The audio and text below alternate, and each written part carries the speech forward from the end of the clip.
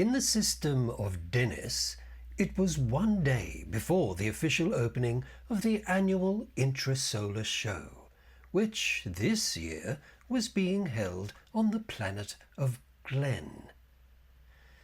Their sun they called Dennis for its cheery outlook, and it shone with paternal luminescence across 3 sibling planets, Lucy, Miranda, and Glen. So it was that early on a Thursday morning, one day before the opening of the show, Soot Burrell, convener of the Ladies' Auxiliary, arrived at the Show Society office for the morning briefing. Already seated at the table, sipping strong milky tea and snacking on baked goods that had regrettably failed to qualify for entry in the baking section, were Wombat and Quoll Sprinkles, the Arts and Crafts coordinators, Sup Spindle, Sideshow Alley Wrangler, and Fudge Finn, Livestock Marshal. "Sorry I'm late," said Soot, settling into her chair. "Misplaced my clipboard. Where's Book?" "Checking the grounds," said Fudge between bites of an alarmingly malformed jam drop. "Couple of new weeds sprung up overnight." Wombat dunked a ginger snap, a biscuit whose shape defied both intention and recipe, and hauled it into his mouth with all the ferocity of an airlock breach. He brushed crumbs from his hands, swallowed and grunted, "Right, checklist. Quoll, craft section?" Quoll glanced at her clipboard. "The decorative dust collections are all arranged by room of origin, but we're running out of space for the interpretive potholders and the crocheted representations of weather events." At that moment, Book wandered past the window, gazing around with open-mouthed wonder. "What's Book doing?" said Sup. They all turned to look. Book noticed the row of faces and smiled, then pointed to himself, questioning. Fudge gestured sharply. Book hesitated, nodded, and opened the door. He took one careful step inside. "Hello," said Brooke. "Sit down," said Fudge. "We've started." Book sat, then frowned. "What are we doing?" He paused. "I'm Book, by the way." The committee stared at him. Before anyone could respond, the door burst open, and a volunteer rushed in. "Fudge, there's a bunch of sheep in the wool pavilion. They've got clipboards and tiny pencil stubs, and they appear to be inspecting the fleeces. It's like they've forgotten that they're sheep." Unbeknownst to all, this year the show also came with a problem. A green, smug plant in the centre ring. It was masquerading as a weed, and anyone who touched it forgot. Names, tricks, appetites, and the occasional sense of purpose evaporated like morning dew. Book had already encountered this memory-erasing interloper, as had the sheep, the show dogs, the cattle, and an increasing number of people. And its effects were escalating.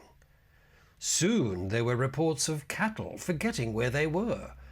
One prize cow wandered into the craft marquee and inspected quilts with the solemnity of a connoisseur. Prize dogs forgot their routines in ways that felt like small tragedies and great jokes. A collie that once balanced a teacup fetched the teacup, stared at it as if it were a riddle, then politely returned it to the judge. The Show Society met for an emergency tea break. "We need a vet," declared Fudge. "We need a doctor," insisted Soot. "We need a security team," countered Sup. "And another ginger snap," said Wombat, with all the finality of a shuttle crash. Finally, they settled on a plan and called in Dr. Mutton.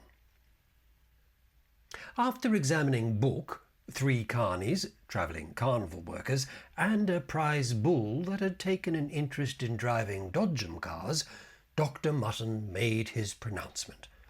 "I haven't a bloody clue." Soot poured everyone more tea. "All right, let's be practical. What do they all have in common?" urged Sup. "The carnies all cross the field to get to Sideshow Alley. Does anyone else cross the field?"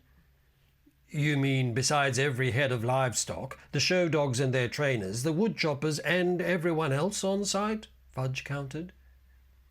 Wasn't Book dealing with a few new weeds this morning? Offered Quoll. There was an awkward silence. Big Kingdom and Louis stumbles, declared Wombat. The others nodded. On Glen, this required no further explanation. Bee and Louis were the local lawn maintenance team. If the problem was the showground itself, they were the people you called. Before long, Bee Kingdom's friendly yard service vehicle sat parked on the field, its cargo port open, equipment scattered, Bee and Louis moving with the purposeful confidence of people who owned many hats and wore none of them correctly. The show society exhaled as one and retreated to the office for tea, and a slice of Miss Sykes's decorated sponge, which was gluten-free, sugar-free, and by most accounts taste-adjacent. They each took a polite bite. Several swallowed heroically. The rest of the cake was set aside with quiet consensus. Outside, Bee and Louis sprayed. They aerated. Then they paused. One of them frowned. Shortly thereafter, both forgot what aerating was, or why they were spraying. The show society returned to the office. Fudge decisively landed her half-finished mug of tea with a thud, which threatened to flatten the rest of the taste-free sponge nearby. That's it. We need a professional. I know a bloke. If anyone can save the show, it'll be him and his off-sider. The Victor Mark IV hyperdrive mower carrier arrived low and fast, swooping toward the showground like a magpie with a personal grievance. It circled once, reconsidered several life choices, then landed with a relieved sigh. The show society waited. They held their mugs of tea. Wombat held his mouth full of shortbread, which was neither short nor particularly bread-like. The airlock cycled opened. Out stepped Warwick Lano Lands and Wukka Sturgis. Lano wore steel-capped boots, trousers that actively rejected the concept of insulation, and a sun-bleached hat that had clearly seen more sun than Dennis itself. Wukka beside him looked like someone who had never worried about a problem long enough for it to become one. "G'day," said Lano. He looked at the field. "Here you've got a weed." The committee led them to the centre ring, where a green thing sat like a smug philosopher. It was not so much a plant as a decision that had taken root. Lano knelt beside the weed and squinted. "Rightio," he said. "So you're the forgetful type." Wombat crunched into a Sayo cracker to underline the obvious. In response, the weed reached out a tendril and touched Lano's boot. Lano blinked. His grin slipped just for a second. "Yep, that'll do it. I think you and I need to have a bit of a chin wag." Meanwhile, Wukka had wandered toward the Dodgem cars, with Fudge and Sup striding behind. "So, Fudgy, is there a thing on this planet about bulls learning to drive? 'Cause old mate here seems to be a natural. I think you're onto something." Half an hour later, in an insane piece of reverse psychology, Wukka had convinced all the bulls to give the Dodgems a go. But not all of them proved as adept. "Yeah, narrow it. 2 hoofs, mate. 10 to 2 on the wheel. Oh, you two. 1 bull per car." It wasn't long before the bulls, thoroughly offended by the concept of rules, stomped off to the cattle yards to sulk. Back on the field, Lano was in deep negotiation with the forget-me-I'm-a-weed. Lano, who had been remembering a negotiation with a patch of crabgrass, produced a small speaker. He set the speaker near the weed and set to play a slow saxophone piece.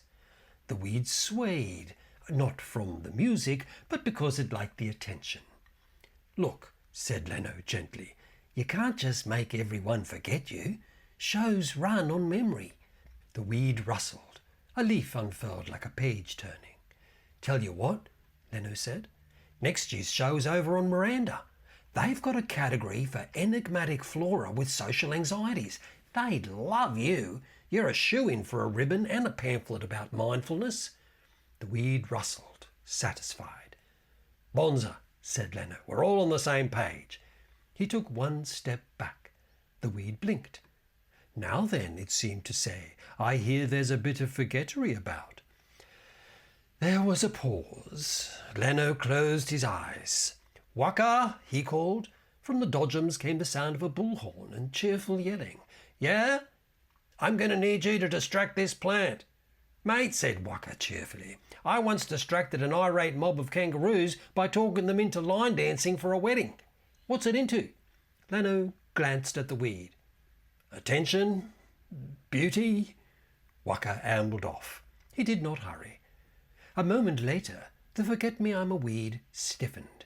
From the other side of the field came the sound of encouragement, a kazoo, and someone explaining the basic ideas of silent mime to a herd of bulls.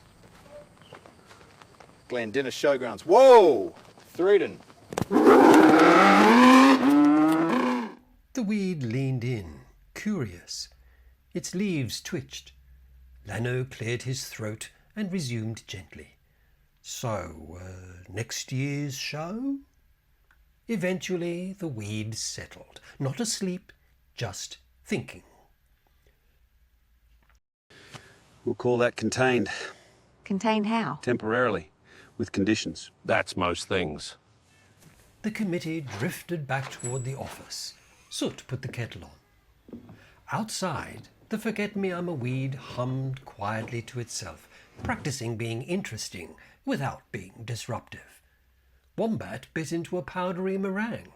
It exploded in his face and a fine white dust settled on the committee.